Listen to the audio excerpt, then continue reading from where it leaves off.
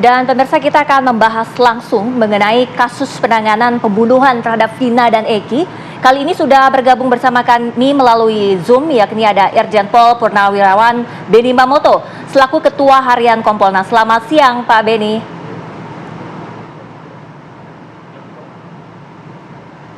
Selamat siang. Ya, Pak Beni, menurut kacamata Anda bagaimana Pak melihat bergulirnya penanganan kasus Vina dan Eki yang berjalan hingga bertahun-tahun?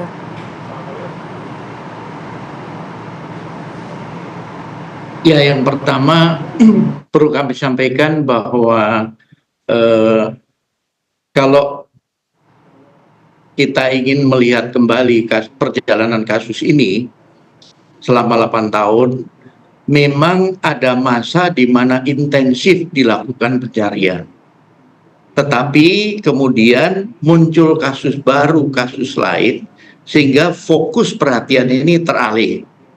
Inilah yang salah satu faktor kenapa kemudian sampai lama. Dan ini pengalaman kami selama bertugas dulu, ya menghadapi seperti itu. Ketika satu kasus sudah terungkap, meskipun belum tuntas, kemudian masuk kasus baru yang juga menjadi atensi, maka ya tim kami beralih ke kasus yang baru. Nah, dalam konteks ini saya melihat memang ada kelemahan-kelemahan dalam proses penyidikan, khususnya masalah pendekatan secara scientific crime investigation. Contoh, sperma yang ditemukan ternyata belum diperiksa DNA-nya, sehingga tidak bisa memastikan itu sperma siapa, atau dari terpidana yang ada itu sesungguhnya siapa yang melakukan. Kemudian kedua, masalah CCTV. Biasanya kalau kami menangani kasus seperti ini, maka sepanjang jalan yang dilalui, yang diduga dilalui geng motor ini, kami pasti ambil, termasuk CCTV milik rumah-rumah yang ada sekitar itu, toko, kantor, dan sebagainya. Ini dalam rangka menelusuri perjalanan para tersangka geng motor, termasuk mengidentifikasi nomor motornya, jenis motornya, dan sebagainya. Kemudian juga kelemahan masalah belum dibuatnya sketsa wajah. Ini juga menyulitkan ketika membuat DPO, tidak ada sketsa wajah. Karena sketsa wajah ini sangat membantu. Ketika bom Bali 1, itu sketsa wajah Amrozi sudah dibikin. Dan ketika ketangkap yang mirip sekali dengan yang bersangkutan. Ada ciri-ciri khusus, rambutnya gondrong, dan sebagainya. Nah, kelemahan-kelemahan inilah yang menjadi berkontribusi terhadap lamanya penanganan kasus ini dalam konteks mengidentifikasi 3 buronan ini siapa. Nah, kami ketika ditanya bagaimana Bapak optimis nggak? Saya sampaikan, saya optimis karena apa?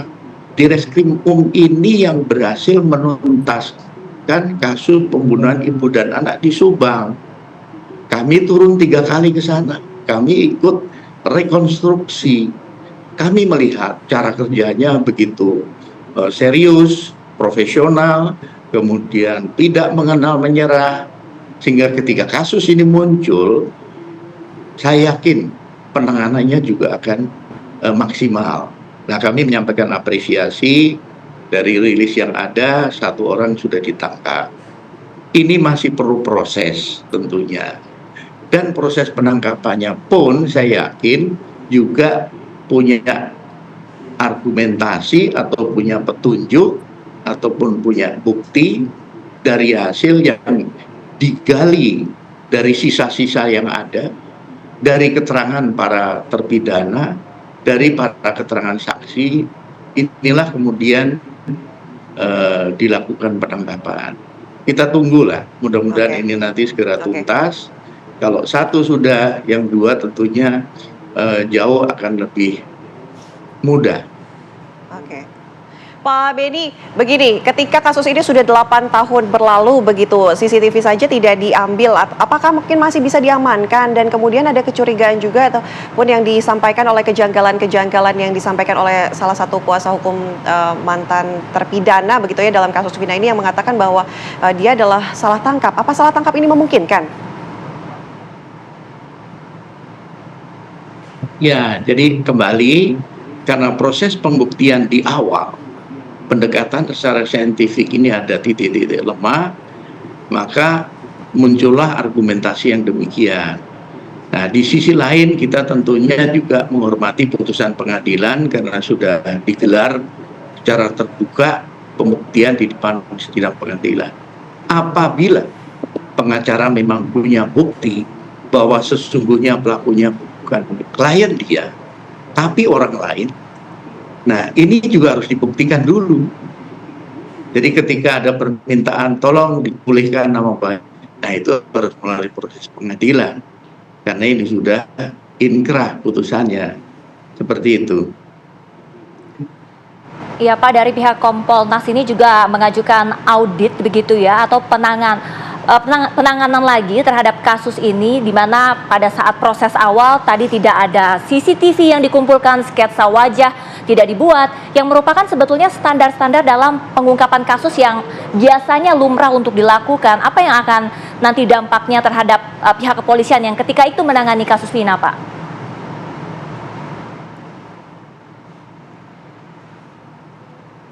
Jadi yang pertama tentunya kami mendorong untuk dilakukan evaluasi secara internal.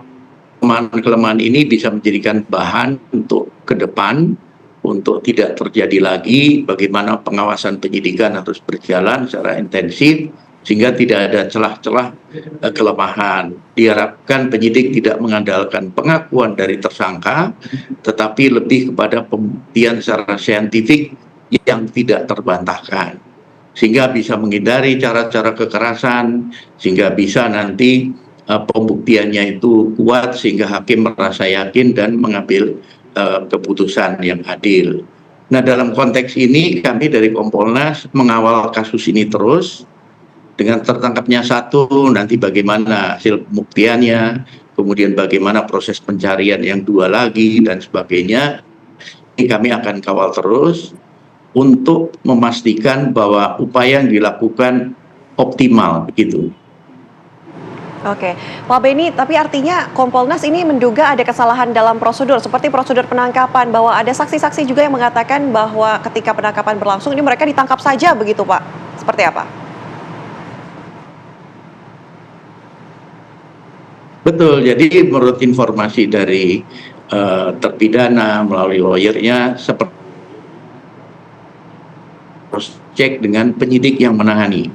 Ini juga kami sampaikan, kalau bisa dipanggil kembali penyidik awal dulu untuk dikonfirmasi apakah benar demikian. Karena kami juga pertanyakan kepada lawyer, apakah ketika penetapan tersangka, penahanan tersangka, kemudian sudah diuji dengan gugatan pra peradilan.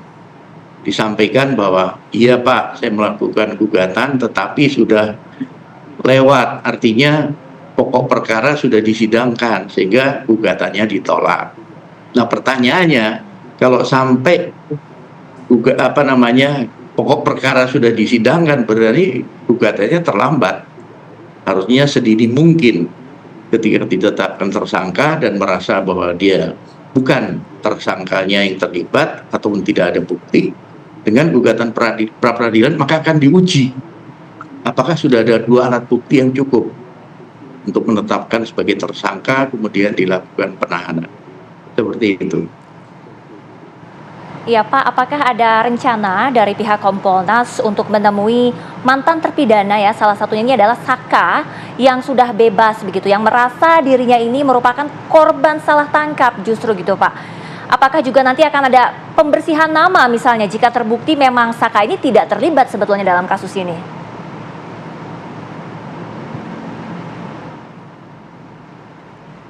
Ya, memang itu juga kami sudah membaca berita itu dan tentunya sekali lagi kami sampaikan karena ini sudah putusan pengadilan, sudah inkrah sampai dengan kasasi, maka perlu upaya hukum lain untuk nanti misalkan peninjauan kembali dan sebagainya bila ada novum atau bukti baru. Barulah kalau putusan pengadilan menyatakan bahwa dia bukan pelakunya, otomatis nanti ada rehabilitasi untuk mengembalikan nama baiknya. tanpa itu tentunya kita nggak bisa, karena kita masih berpegang pada putusan yang sudah inkrah tadi.